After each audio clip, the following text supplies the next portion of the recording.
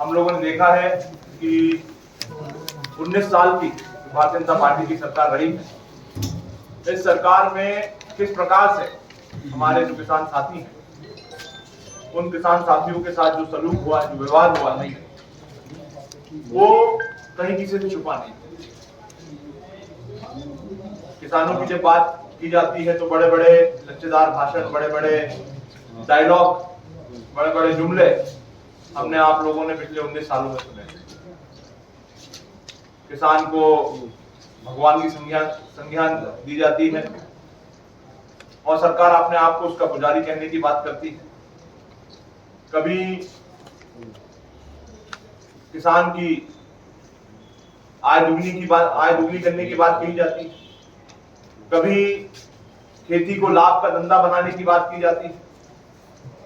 ये सारी चर्चा, ये सारी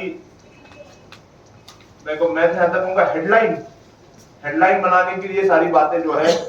भाषणों तक सीमित होते हुए हमने 19 सालों में और इन 19 सालों के शासनकाल में, भारतीय जनता पार्टी के शासनकाल में हमने देखा किस प्रकार से किसान इतना लाचार, इतना मजबूर हो गया था कि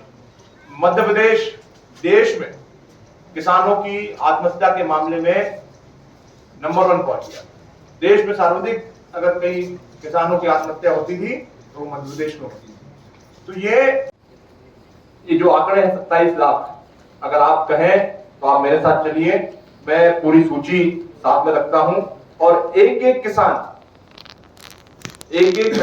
जिसमें 27 लाख किसान है, आप मेरे साथ चलिए, मैं आपको लेकर के चलता हूं और जो जमीनी हकीकत है उस जमीनी हकीकत से आपको जो है रूबरू कराने का काम मैं करूंगा। और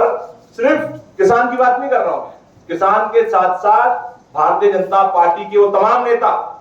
चाहे वो हमारे प्रदेश के मुखिया क्यों ना हो, हमारे प्रदेश के कृषि मंत्री क्यों ना हो,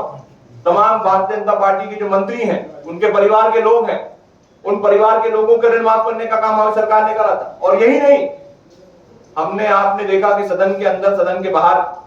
भारतीय जनता पार्टी गुमराह करने में बहुत माहिर है, झूठ बोलने में बहुत माहिर है। हमारे कुछ साथियों ने विधानसभा में प्रश्न लगाया, उसमें आधिकारिक रूप से जवाब आता है, जवाब में सरकार स्वीकार करती है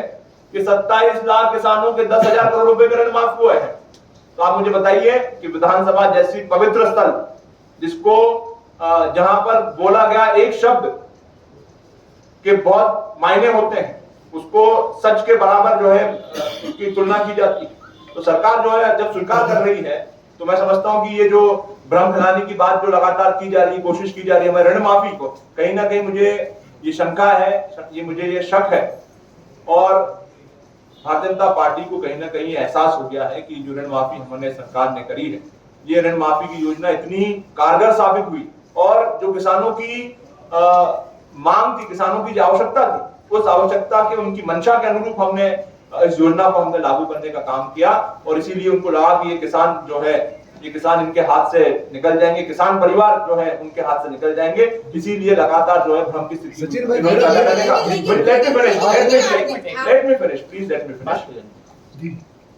आपने सुना होगा जब हमारी सरकार थी, लगातार भारतीय जनता पार्टी के तमाम नेताओं ने ऋण माफी को लेकर के सवाल उठाए।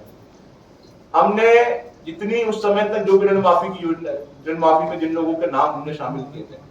उसका नाम, उसके गांव का नाम, उसके पिता का नाम, उसके बैंक का नाम, वो चालू खाता है, बंद खाता है, उसका कुल अमाउंट क्या है, वो सारी जानकारी एक बना करके नरोत्तम मिश्रा हमारे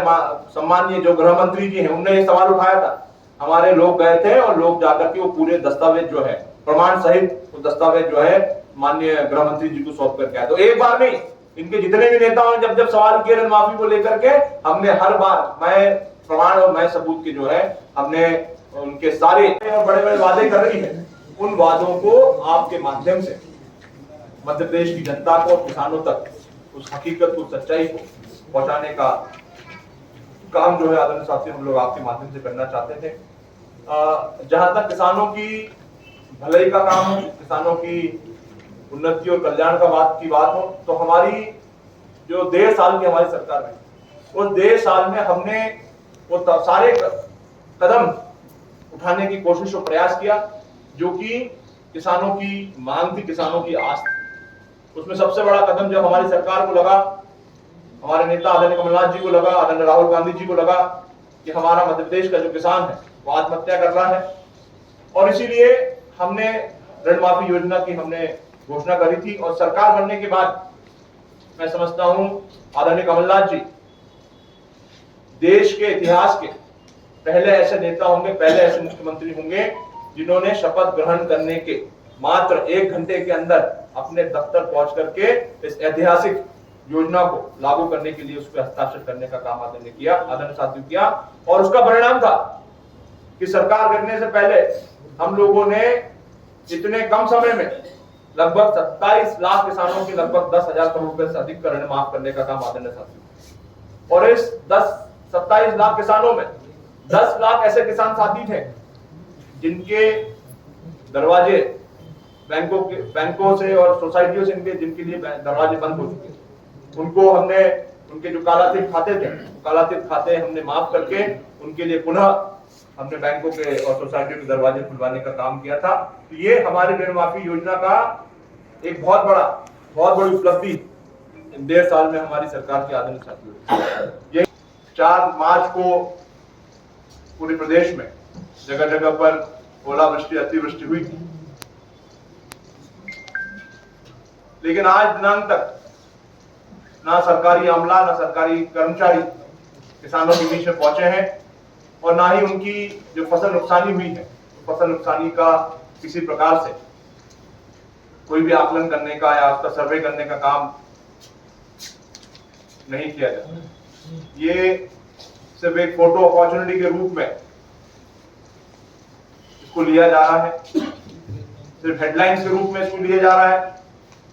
हमारे प्रदेश के मुखिया समय समय पर, अभी 21 तारीख को उनका बयान आया था कि 1 हफ्ते के अंदर सर्वे करा करके किसानों को उनकी फसल नुकसानी का उचित मुआवजा देने का काम किया जाए। लगभग 20 दिनों के बाद प्रदेश के मुखिया नींद से जागते हैं और इस प्रकार का स्टेटमेंट देते हैं, और उसका भी कोई प्रभाव नहीं है। आज 24 तारीख हो गई, लगभग 4 दिन होने में आ गए, लेकिन 4 दिनों में जो सर्वे होना चाहिए, जो किसानों के बीच में पहुंच करके उनकी फसल नुकसानी का जायजा लेना चाहिए, वो किसी प्रकार का कोई भी काम अभी तक आदरणीय साथियों उनको होते हुए दिखाई नहीं। तो कुल मिलाकर के सिर्फ जुबानी जमा खर्च